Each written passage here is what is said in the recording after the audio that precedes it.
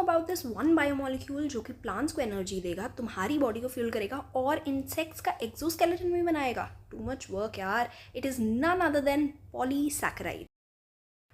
What are polysaccharides? Poly का मतलब होता है मेनी और सैकेराइड्स का मतलब होता है शुगर, यानी कि बहुत सारी शुगर्स जब एक साथ जुड़ी हुई हों उनको हम बोलते हैं पॉलीसैकेराइड्स. इनका मोनोमर होगा monosaccharides and in chemical analysis they are found in acid insoluble pellet जिसको हम रेटेंटेट भी बोलते हैं. First example is glycogen. Glycogen जो है वो एनिमल्स में पाया जाता है as a storage polysaccharide.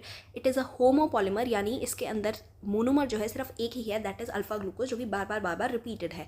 It is branched. Branching में हमारे पास अल्फा 1,6 बॉन्डिंग होगी एंड अदरवाइज अल्फा 1,4 बॉन्डिंग. इसके राइट एंड को हम बोलते हैं रिड्यूसिंग एंड और लेफ्ट एंड को हम बोलते हैं non reducing and. Second example is starch. Starch जो है वो स्टोरेज पॉलीसैकेराइड ही है लेकिन प्लांट्स में.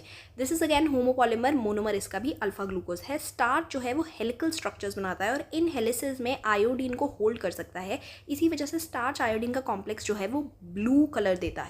Third example is chitin. Chitin is also homopolymer लेकिन इसका मोनोमर जो है वो एक मॉडिफाइड डिराइव्ड मोनोसैकेराइड है जिसका नाम होता है N acetyl glucosamine which is also called NAG. It is found in exoskeleton of arthropods and fungal cell wall.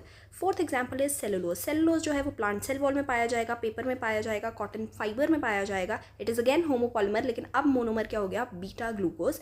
It does not give any colour with iodine. Why? Because it does not have any complex helices, right? And it is unbranched. Fifth is inulin. Inulin is again storage polysaccharide in roots and tubers of Dahlia. This is also a homopolymer और इसका monomer होता है fructose. Thank you.